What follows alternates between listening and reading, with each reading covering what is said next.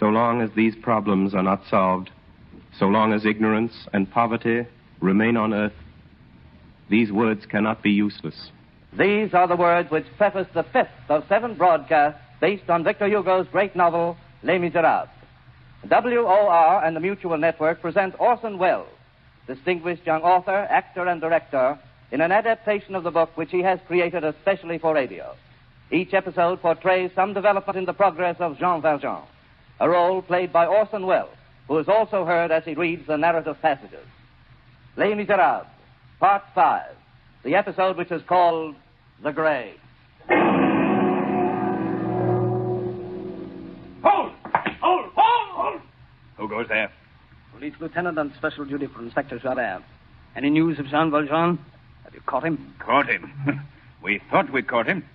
Just look. Bright moonlight. 24 of us. A whole street full of police. A blind alley and Javert himself. And would you believe it, Lieutenant? He got away. I'll bet Javert's boiling. Where is he now? Out in the fields with the first squad. Javert swears he'll find him if it takes every policeman in Paris. He hates that man so much it frightens you. There's something between those two that's worse than hate. Whatever it was, it happened years ago, when Javert was an inspector in some town in the south, and this Jean Valjean was the mayor. Valjean, the mayor? Oh, yes. Made his fortune in business, he did. And still has the money somewhere, hidden away. He called himself Monsieur Madeleine in those days. But you can't fool Javert. Javert found him out and sent him back to the galley ship. The double chain. How did Valjean get out of that? How did he get out of this tonight? And mark you, Lieutenant, this time he had a child with him. Yes. Javert has spoken of that child. Yes. The offspring of some criminal woman, Jean Valjean, protected from Javert when he was mayor. It is very sordid. But where did they go? Where could they go? Look about you, Lieutenant. Where is there room for an old man and a little child? What's beyond those walls? Oh, what does it matter? No living man could climb those walls. These things are not to be understood. The convict has vanished, and there's an end to it. And if I know Jean Valjean, he won't be caught. Yes, my friend. But if I know Javert, you'll go on hunting him.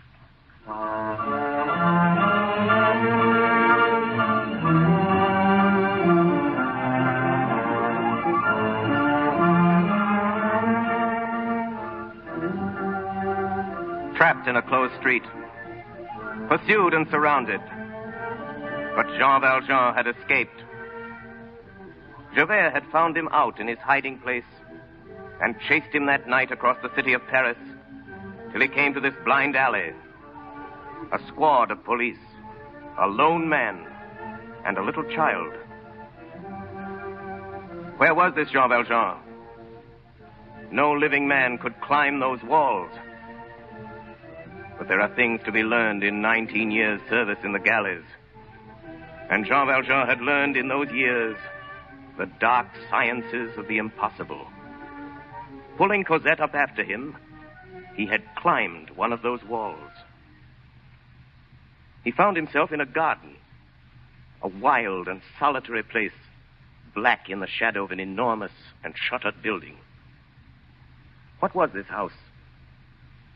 Wrapped snugly in his greatcoat, Cosette, the little child, soon fell asleep. And Jean Valjean, watching over her, knew that night that so long as this child should be alive, he should need nothing except for her, and fear nothing save on her account. He heard a strange noise, a sound like a bell shaking on the neck of a beast. There was something in the garden, something limping in the darkness, and like a man. To the outcast, all things are hostile, and all things are suspicious. He distrusts the day because it helps to discover him, and the night because it helps to surprise him. Jean Valjean shuddered because the garden was empty. Now he shuddered because someone was there. There was no hiding in that garden. What is it? You frightened me. Who are you? 100 francs if you'll hide me. Oh, God help us. Monsieur Madeleine. What? Monsieur, how did you get here? How? Did you fall from the sky? Who are you? Don't you remember old Fauchelevent? You once saved my life. Fauchelevent? 6 years ago, monsieur, you lifted my great wagon from the mud. I was caught there. I would have been crushed, Monsieur Madeleine. Yes. Fauchelevent. The wagoner.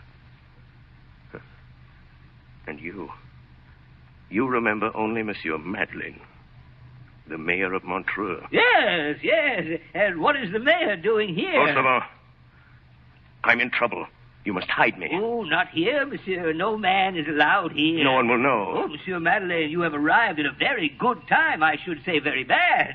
There is one of the sisters dangerously sick. She is dying. Oh, Father, I'm frightened. Cosette, little one, go back to sleep. There's nothing to be afraid of. Monsieur, why do you wear that bell on your knee? They put it on me, my child, so they know when I'm coming. Fauchelevent, what is this place? Oh, don't you know, Monsieur Madeleine? You sent me here. It was your recommendation that got me the job as gardener, monsieur. It's a convent. A convent? Yes, monsieur, the convent of the Perpetual Adoration and a young ladies' school. But how did you get here? Old friend, let it go that I fell from the sky. Well, I believe it, monsieur. You don't need to tell me. I believe it. God must have taken you into his own hand to have a close look at you and then put you down. Only he meant to put you in a monastery, and he made a mistake. Listen, the nun is dead. Oh, Father. Shush. Cosette. What is that bell? It is the death knell. That bell will strike every minute for 24 hours until the body goes out of the church. You hear it? It's like I told you, a stroke every minute. It is the rule of the convent. Fauchelevent, what do you do here? I am the gardener, monsieur. A gardener? Of course. Fauchelevent, I'm in danger. Oh. Will you save my life? Oh, ask me anything on earth. Give me a job. A job, Monsieur Madeleine? You, the mayor of Montreux? Forget Monsieur Madeleine. I must have a job. I must stay here. No one must see me. Don't you see? This convent would save us. Oh, but the little girl, monsieur. Cosette shall be entered into the school. Please, old friend, make me your assistant in the garden. Present me as your brother. The Reverend Mother might consent. But there is one thing. You see, monsieur, the gates are locked. The mother prioress will want to know how you got into the garden, and, monsieur, I won't be able to tell her. What do you mean? You can't enter the convent from here, monsieur. They must admit you from the street. From the street? No, there must be some other way. Oh, no, there is no other way, and here's the difficulty. The porter, not me, unlocks the gates. In order for you to come in, it is necessary that you should get out. For me, you have fallen from heaven because I know you. But for the nuns, you must come in at the door. I see. For the child, it would be easy. I have my door, which opens to the court. I knock, the porter opens. I have my basket on my back. The little girl is inside. I go out. It's all very simple, monsieur. Very simple, Monsieur Madeleine, except for you. Well, can't you smuggle me out some way? Like Cosette? Undercover? It's not possible, monsieur. There's the bell for me. It's the Reverend Mother. She wants to see me. I wonder why. Monsieur Madeleine, don't stir from this shed. It's worth your life. I'm coming. Wait a moment. I'm coming.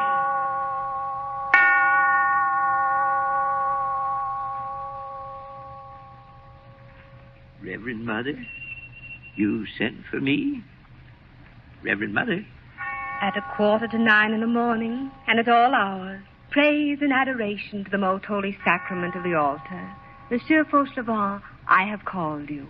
I am here, Reverend Mother. I wish to speak to you. And for my part, I have nothing to say to the Most Reverend Mother, but something. You have a communication you wish to make to me. Reverend Mother, I am not young. No, monsieur? No, Reverend Mother. And I have also a brother who is not young. Indeed, monsieur. Not young. And not old. An excellent gardener, honest and respectable, and the father of a little girl who would be reared under God in this house and may someday be a nun. Monsieur Fauchelevent, can you, between now and night, procure an iron bar? For what work? To be used as a lever. Oh, yes, Reverend Mother, and may I say further that I have served here in the convent too long with this bell on my knee not to have an excellent brother. Monsieur Fauchelevent, we have confidence in you. You know that a mother died here this morning. Yes, Reverend Mother, amen. It is Mother Crucifixion, one of the blessed. Yes, Reverend Mother, and now she's dead. At 9 o'clock in the morning, and at all hours, praise and adoration to the most holy sacrament of the altar. Amen. Mother Crucifixion will be buried in the coffin in which she slept for 20 years. Yes, I will nail her up then, and we'll put aside the undertaker's coffin. The 4 Mother choristers will help you. What, to nail up the coffin? I don't need them. No, to let it down. Where? Under the altar. Oh, the vault under the altar? We must obey the dead. To be buried in the vault under the altar of the chapel, not to go into profane ground, to remain in death where she prayed in life. That was the last request of Mother Crucifixion. She asked for it. But it's forbidden. Forbidden by men, and by God. If it should come to be known.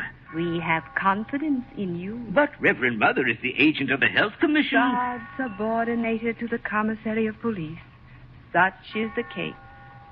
Is it settled? It is settled, but I limp. I need help. To limp is not a crime, and it may be a blessing. Monsieur Fauchelevent, I am satisfied with you. Tomorrow, after the burial, bring your brother to me. Yes, Reverend Mother. And his daughter also. We will admit her to the school. At 9:15 in the morning and at all hours, praise and adoration to the most holy sacrament of the altar.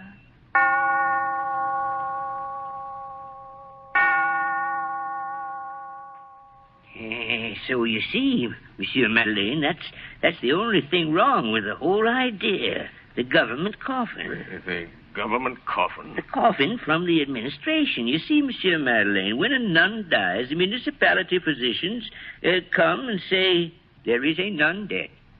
The government sends us a coffin, and the next day a hearse and some bearers to take it to the cemetery. The bearers will come tomorrow, and there'll be nothing in the coffin. Put something in it. A dead body? I have none. Put me in the coffin. Yeah. Oh, Monsieur Madeleine, put you in the coffin. I've got to get out of here, and I mustn't be seen. Oh, Monsieur, it's impossible. Suppose you should sneeze. Fauchelevent, I must decide now either to be taken here or to go out in that hearse. There's only one thing that worries me. What will be done at the cemetery? Ooh, I could handle the gravedigger. He's a drunkard and a very close friend of mine by the name of Mestienne. If he's not drunk tomorrow, I'll make him drunk and do his work for him. And when he goes away, I'll pull you out of the hole. That's simple. Then it's settled. All goes well. I get out of my coffin, and you get me out of my grave. Buried alive.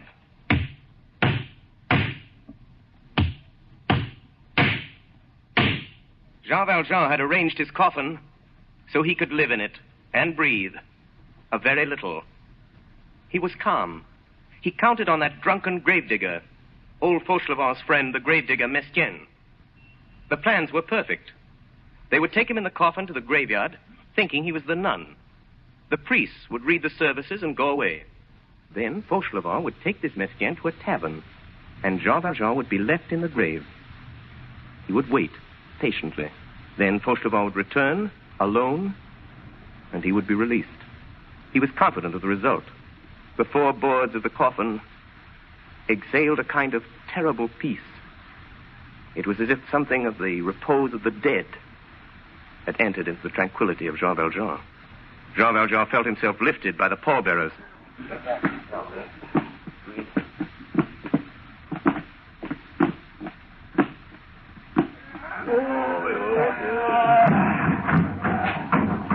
He felt himself thrown into the hearse. He felt it start. He felt himself driven from the clattering pavement of the streets to the hard ground of the boulevards, out to the open country and the grave. The boards of his coffin were thin, and Jean Valjean, lying there, could hear clearly what was spoken above him. Pull up! Pull up! Rein in, driver. Let me on. Who are you? I'm the grave digger. The grave digger? You? The grave digger, me. Let me on. The grave digger is Father Mestienne. The grave digger was Mestienne. He is dead. I am the grave digger. I tell you, the grave digger is Father Mestienne. After Napoleon, Louis XVIII. After Mestienne, Gribier. Peasant, my name is Gribier. Oh, so Mestienne is dead, is he? Oh, let's go have a drink. I never drink. Comrade, I am the grave digger of the convent. My colleague, I salute you. Let's have a drink. I have studied. I have graduated. I never drink. Comrade Gravedigger, we must make each other's acquaintance. It is made. You are a peasant. I am a Parisian. Yes, I don't think you know, my comrade, how important it is that we know each other very well. Oh, very well indeed, comrade. Over a glass of something strong. I have told you, peasant, I never drink. Please, comrade Gravedigger. I ought not to be a gravedigger. I was intended for literature. Indeed, peasant, I am still a public scribe. You are not the gravedigger? One does not prevent the other, peasant. I accumulate. Good. Let's have a drink. Let's have a drink. Let's have a drink. Ding, dong, liquor, liquor. Have you no other topic of conversation? I'm a superior man, peasant. By day, I am a letter writer. I am the scribe of our most prominent bakers and cooks. In the morning, I write love letters. In the evening, I dig graves. Such is life. Just one little good strong drink. Business first. Whoa! Here we are at the graveyard. Here is the good priest and his choir boy waiting for the performance of the last rites. And here is my beautiful, fresh grave. Come, peasants, lend a hand with this coffin. Every word, clearly. Jean Valjean could hear clearly what was spoken above him. In terre pulvere, e vigilabunt, alii in vitam aeternam, et alii in opprobrium, ut videant semper, De profundis, requiem aeternam donae Domine, et lux perpetua luceat ei. requiescat in pace. Amen.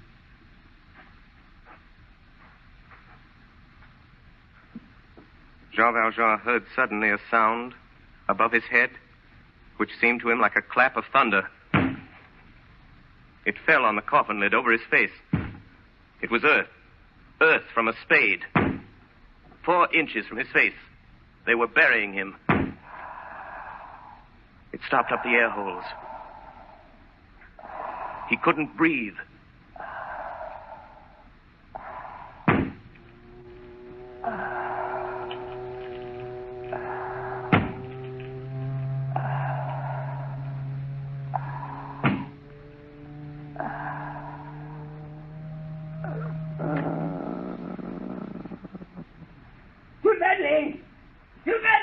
I sent him away. I stole his gravedigger's card and sent him home after it. You're safe. I fooled that Gribier, Monsieur Manley. Monsieur Manley? Monsieur Manley! Monsieur Manley! Why don't you answer me? What's wrong with you, Monsieur Manley? I'll get you out of that. Monsieur Manley! Monsieur Manley! Monsieur Manley! Are you alive? Monsieur Manley! He's dead! He's dead. He's suffocated. Monsieur Manley! Oh, what shall I do? What shall I do? This little girl, what shall I do with her? Oh, Monsieur Madeleine, the best man that God ever made, Monsieur Madeleine. Monsieur Madeleine, Your Honor. Monsieur Madeleine? He doesn't hear me. He's dead. Ah! Don't open your eyes! Whoa! I can't stand it! Don't open your eyes at me! Fauchelevent, what's wrong with you? Oh. Aren't you dead? I thought you were dead. So did I. Don't open your eyes at me if you're dead. I can't stand it. Fauchelevent. Out of the clouds and up from the dead. I can't stand it. Dear old friend. Just a minute. I'll be myself again. Did you faint, monsieur? Can you breathe again? Dear old friend, we must go get Cosette and take her to the convent. Fauchelevent. Just give me time. I'm old, but I'll get used to it. You can get used to anything, but oh, my God. Out of the sky and the grave in the same day. Down from the cloud and up from the dead. Oh, my God, I can't stand it. I can't stand it.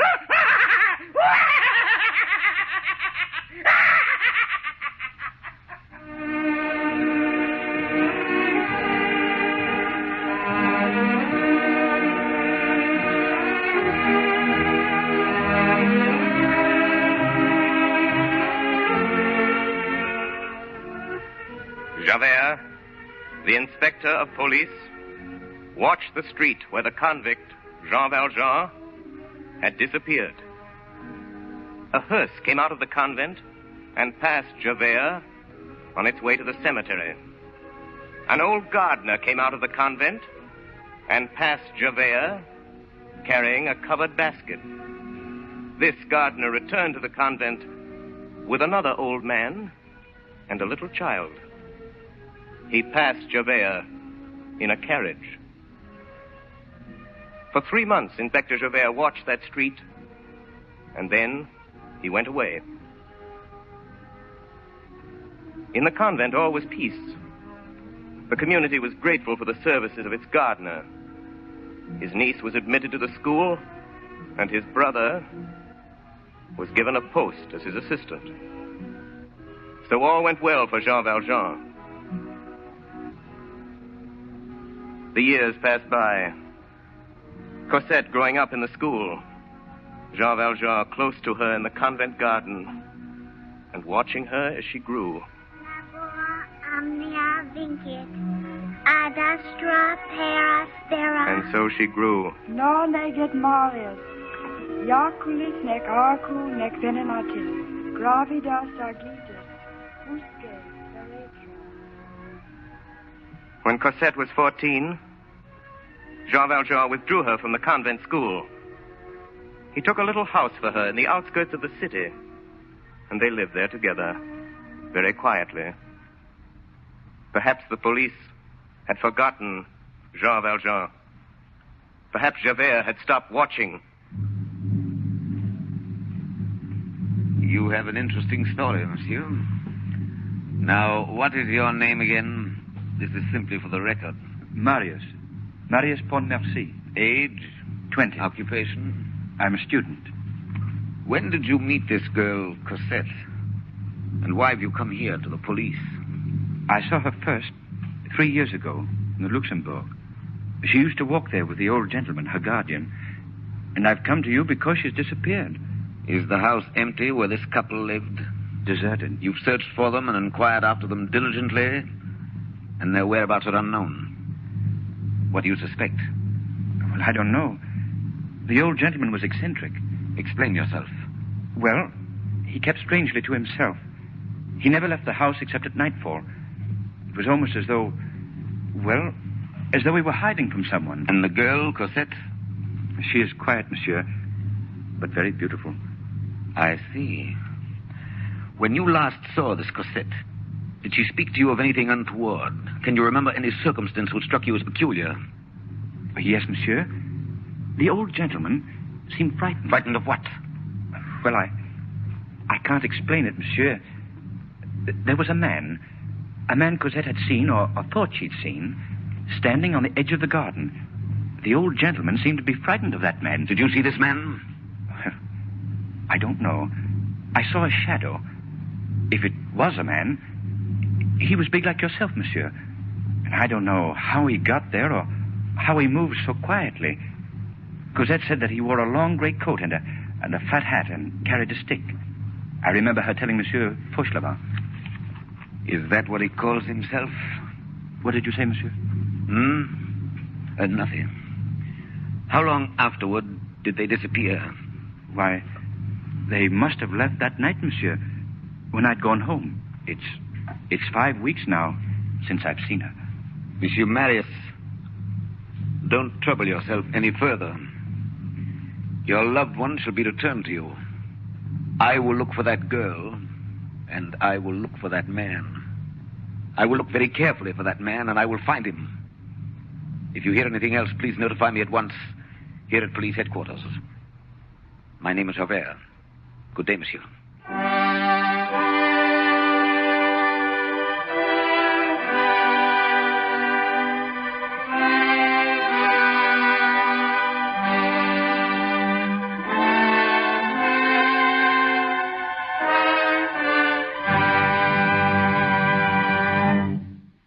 WOR and the Mutual Network have brought you Part 5 of Victor Hugo's absorbing masterpiece, Les Miserables, the episode which was called The Grave. Orson Welles, distinguished young author, actor, and director, played the role of Jean Valjean, and was also heard reading the narrative passages. Assisting Mr. Welles were Martin Gable as Javert, Ray Collins as Fauchelevent, William Johnstone as Marius, Peggy Allenby, Virginia Wells, Estelle Levy, Hiram Sherman, and Everett Sloane. Next Friday evening at 9:30 o'clock, Eastern Daylight Saving Time, we shall present Les Miserables in its 6th phase, the episode which is called The Barricade.